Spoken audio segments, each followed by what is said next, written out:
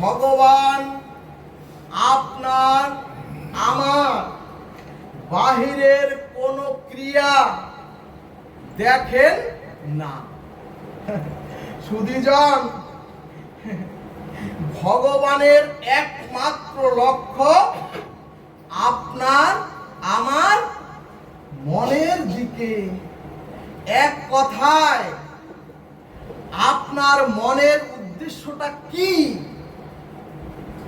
সুধীজন, এমন কি আজ আপনারা আমাকে যে ব্যাসপীঠে বসিয়েছেন, ভগবান এটা দেখবেন না। অর্থাৎ ভগবান কোন ক্রিয়া দেখেন না, ভগবান দেখেন মানুষের মনের ভাব।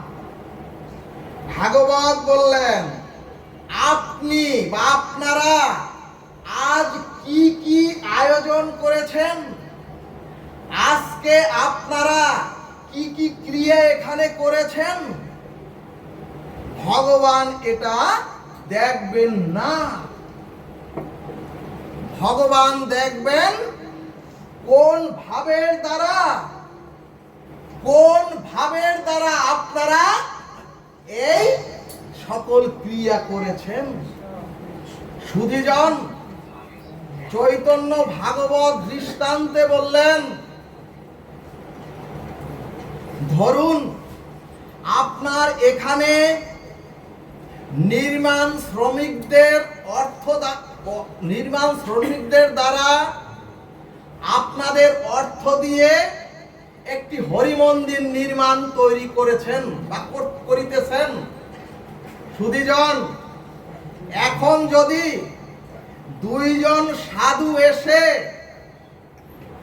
আপনার কাছে মিনতি করে বলে, আমরা দুজনে আপনার এই হরি মন্দিরে বিনা পারিশ্রমিকে কাজ করতে চাই, ভাগবত বললেন, দুই শ্রমিকের কাজ এক হলেও উদ্দেশ্য কিন্তু ভিন্ন ভিন্ন, উদ্দেশ্য কিন্তু এক নয়।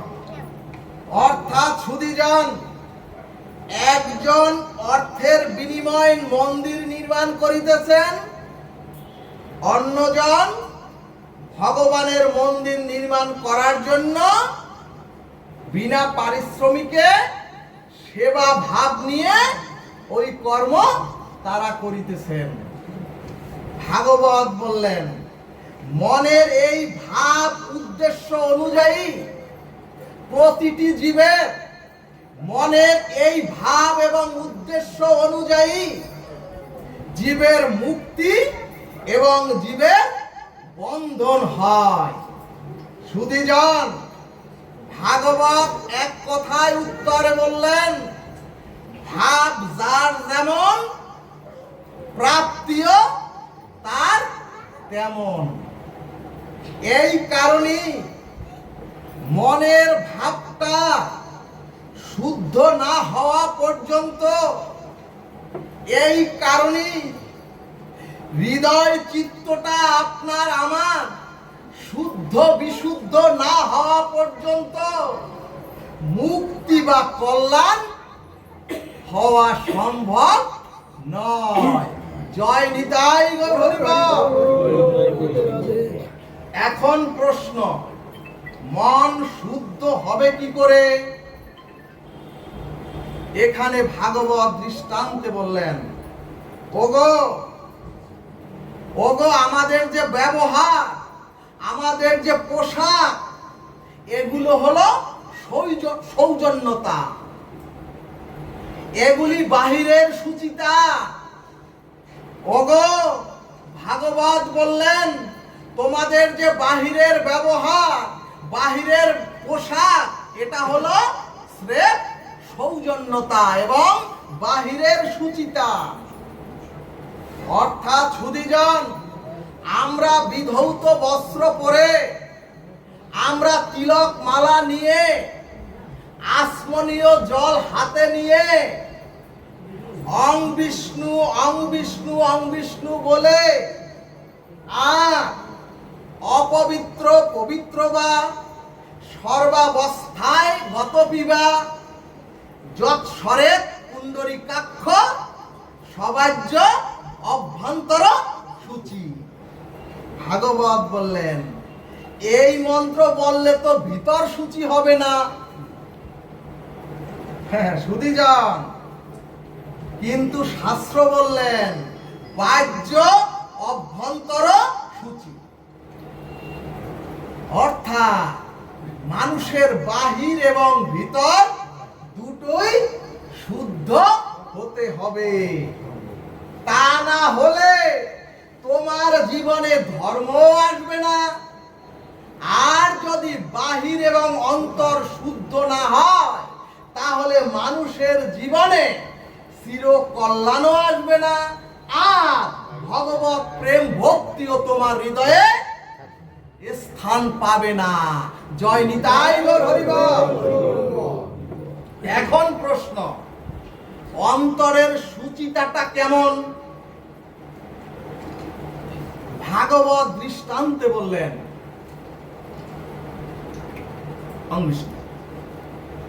ভাগবত বললেন ওগো, কারো উন্নতি কল্যাণ, কারো সমৃদ্ধি, কারো মঙ্গল দেখে তোমার হৃদয়ে যদি জ্বালা না হয় তাহলেই বুঝবে তোমার অন্তর শুদ্ধ হয়েছে। বলো না গো রাধে রাধে। আর যদি কারো কল্যাণ, আর যদি কারো মঙ্গল, আর যদি কারো উন্নতি দেখে তোমার হৃদয় আমার হৃদয়ে যদি জ্বলতে থাকে, ভাগবত বললেন ওই হৃদয় কোনোদিনও শুদ্ধ হবে না। ভক্তগণ, সমাজে কিছু মানুষ আছেন হরি কথা ভাগবতে না এসে এবং যারা স্নানাদি শুদ্ধতার ধার ধারেন না, তারা দেখবেন মুখে বলে, মুখে বুলি আউরিয়ে বলে মন শুদ্ধ হলেই হলো। কিন্তু ভাগবত বলে দিলেন ওগো, এত সহজ তো নয়। শাস্ত্র দেখালেন অর্জুনের রথের সারথি ভগবান শ্রীকৃষ্ণ। সেই অর্জুন ভগবানকে বলছেন চঞ্চলাহি মন কৃষ্ণ। কি বললেন? অর্জুন বললেন ও কৃষ্ণ। অর্জুন বললেন হে যাদব, আমার মন তো বায়ুর থেকেও আরো অনেক অনেক প্রবল। সুধীজন, গীতা ভাগবত দেখালেন অর্জুন মন নিয়ন্ত্রণ করতে পারছেন না, অথচ আপনি আমি মুখে বলে দিলেন মন ঠিক থাকলেই সব ঠিক। কিন্তু মন ঠিক থাকা তো এত সহজ কথা নয়। আমাদের বিজ্ঞান সিদ্ধান্ত দিলেন আমার হৃদয় জ্বালা না হয়, এবং আমাদের নিরন্তর ভগবানের কাছে গিয়ে বলতে হবে হে প্রভু, হে দীনবন্ধু, আমি সকলের মঙ্গল চাই। হে প্রভু, তুমি চরাচরের সকলের মঙ্গল করো।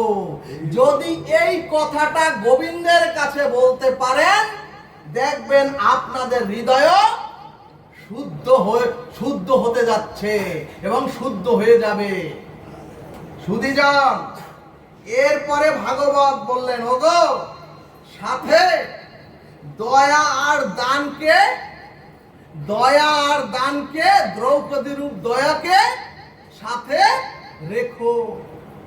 কিন্তু সুধীজন, আমরা এখন দয়া গৃহ থেকে সমাজ থেকে, সংসার থেকে দয়ায় ভুলতে বসেছি। নতুবা বৃদ্ধ পিতামাতাকে বাড়িতে বসে তো এত যন্ত্রণা পাওয়ার কথা নয়।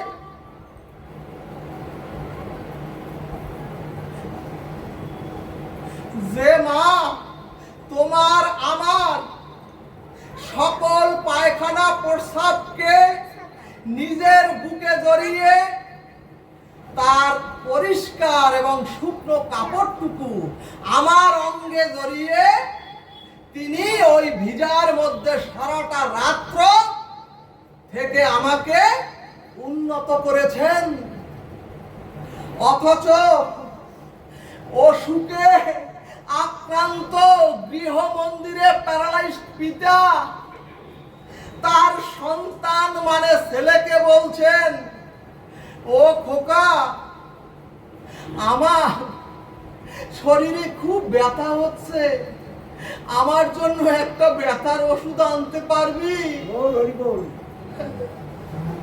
সুধীজন, শিক্ষিত ছেলে দরজার কাছে গিয়ে হুঙ্কার দিয়ে বলছে,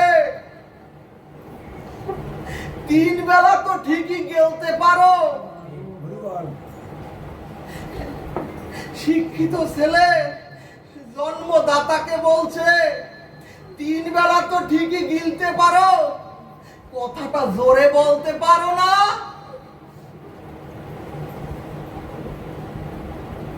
ও মাগো, খোকার মুখে এই ধিক্কার শুনে বৃদ্ধ পিতা তার হৃদয়ে মনে মনে বলছেন,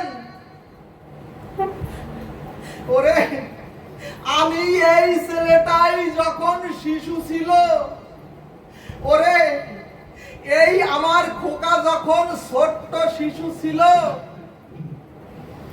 যখন এই ছোট্ট শিশু খোকা যখন আমাকে বলতো, আমাকে কোলে নিয়ে তুমি ঘুরতে চলো, পিতা বলছে, ওরে, তখন আমি এই খোকার প্রশ্ন যতবার প্রশ্ন করেছে, কি প্রশ্ন করেছে ওই খোকা?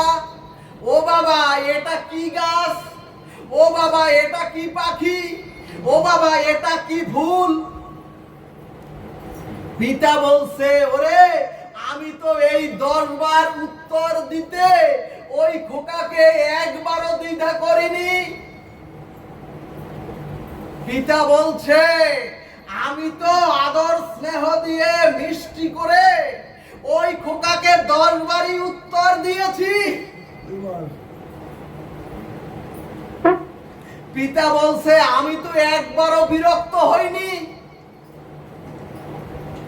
অথচ এখন রোগগ্রস্ত পিতা, এখন রোগগ্রস্ত বৃদ্ধা জগৎ জননী মাতা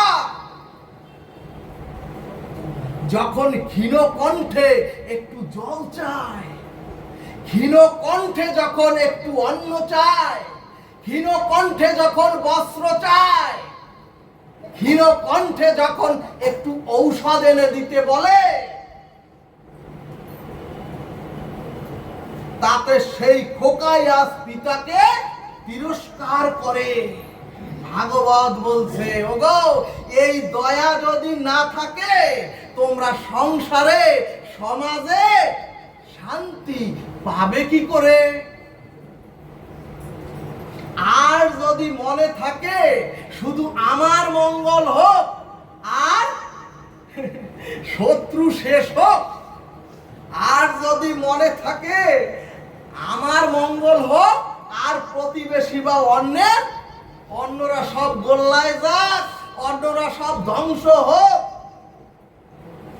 ভাগবত বলছে এগুলো হলো দয়াহীন, অল্প বুদ্ধি সম্পন্ন বোকা। সুধীজন, ভাগবত বলছে, আমরা যদি ভগবানের কাছে পৃথিবীর সকলের মঙ্গল চাই, তাহলেই আমাদের হৃদয় চিত্ত শুদ্ধ হবে।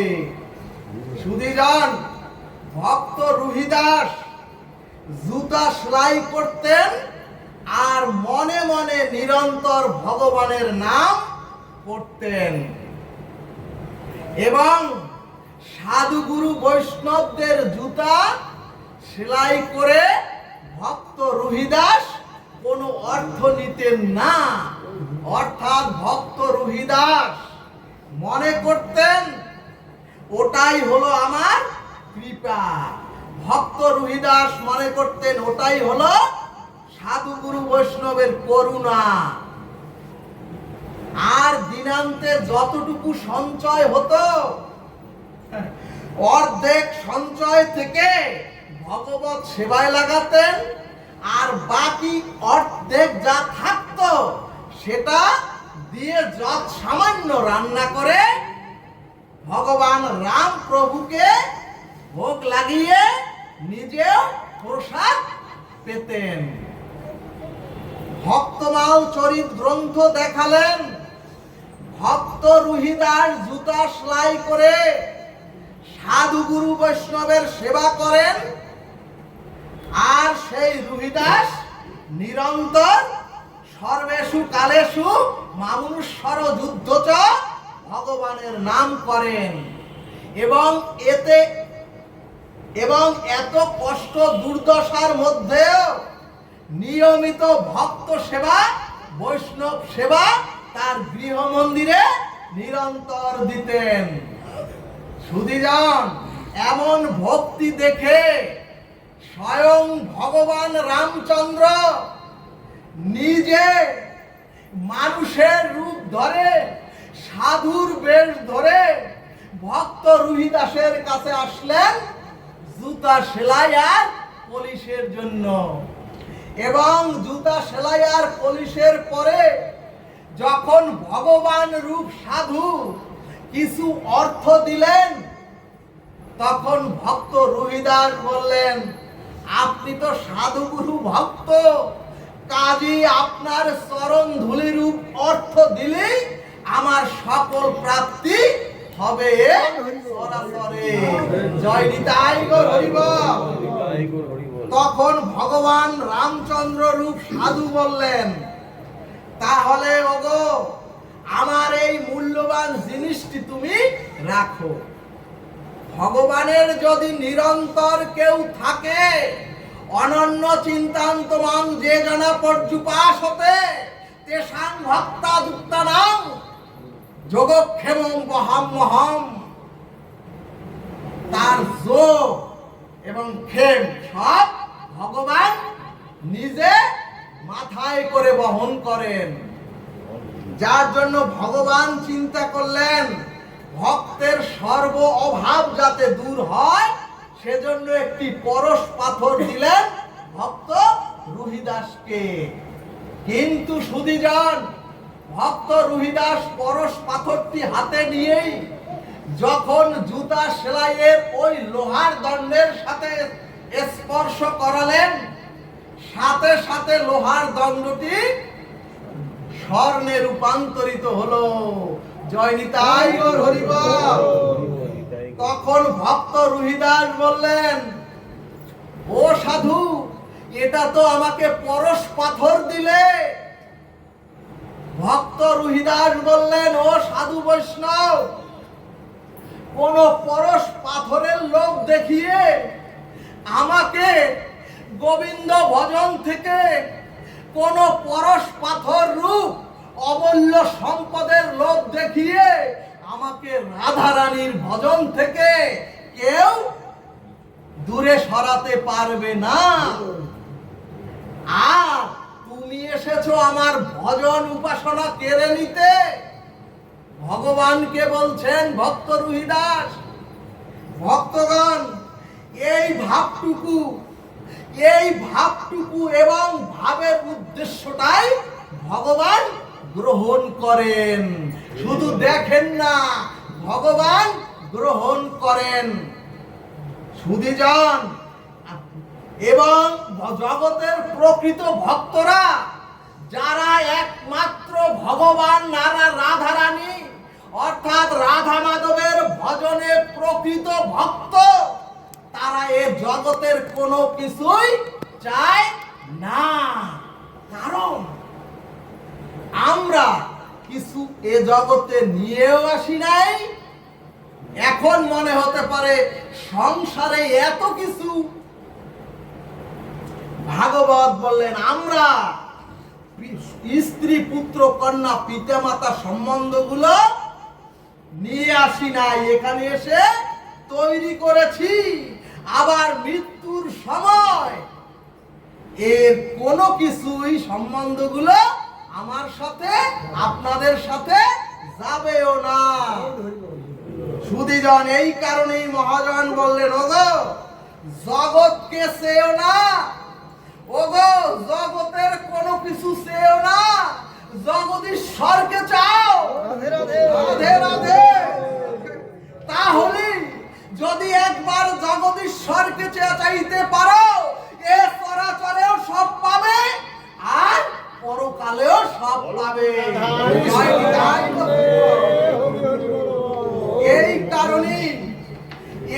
কারণে যে গৃহে নিত্য গীতা ভাগবত পাঠ হয়, এই কারণে যে গৃহে সাধু গুরু বৈষ্ণবের সেবা হয়, এই কারণে মনুষ্য প্রাপ্ত হয়ে যিনি নিরন্তর ভগবানের নাম স্মরণ মনন চিন্তন করেন, এই কারণে যিনি রাধা মাধবের চরণ দিনান্তে একবার বদনে না এই দর্শন করেন, সেই জীব সত্তার ভার স্বয়ং গোবিন্দ নিজে গ্রহণ করেন। আর যিনি এই চরাচরে এসে ভগবানকে ভোগ নিবেদন করে ভগবানের প্রসাদ গ্রহণ করেন, সেই ভক্তকে গোবিন্দ নিজে দুহাত বাড়িয়ে তার নিত্য ধামে পৌঁছে দেন। সুধীজন, ঠিক সেই রূপ ভগবান রুহিদাসকে পরশ পাথর দিলেও রুহিদাস সেই পরশ পাথর বুঝে রাখলেন তার গৃহ মন্দিরে ভাঙ্গা চালের ভাজের মধ্যে। এদিকে ভগবান রামচন্দ্র 6 মাস পরে আবার ওই সাধু বেশ ধরে এসে দেখেন সেই শত ছিদ্র পুরে ঘর, এখনো যে রূপ ছিল সেই রূপ আছে। এখনো সেই জুতাই সেলাই করেন রুহিদাস, এবং রুহিদাসের অঙ্গে এখনো সেই ছেঁড়া কাপড় জড়িয়ে উনি সাধু বৈষ্ণবের সেবা করিতেছেন। সুধীজন, ভগবান দেখলেন ওরে পরশ পাথর পেয়েও যার পরশ পাথরের প্রতি লোভ হয় না, ওরে চরাচরে এসে পরশ পাথরেও যার সাধন ভজন থেকে এক চুলো তাকে সরাতে পারে না, এবং এত দারিদ্রতার মধ্যেও যার সাধু বৈষ্ণবদের প্রতি সেবাই যার মূল লক্ষ্য হয়, তখন রামচন্দ্র ভগবান সাধু বেশ ছেড়ে স্বয়ং ভগবান রামচন্দ্র ভক্ত রুহিদাসের চরণে পড়ে বললেন, ও রুহিদাস, তুই কি সারাটা জীবন জিতবি? আমাকে কি একবারও জিততে দিবি না? জয় নিতাই গৌর সীতারাম প্রেমানন্দে। ভগবান বললেন, শুধুই কি তুই জিতবি? একবারও কি আমাকে তোর সেবা করে আমাকে একটু জিততে দিবি না? ভগবান তখন স্বরূপে প্রকাশিত হয়ে বললেন, ওরে রুহিদাস, দেখ তোর ভক্তির ব্যাকুলতায় দেখ, আমি দিব্য রথ নিয়ে এসেছি।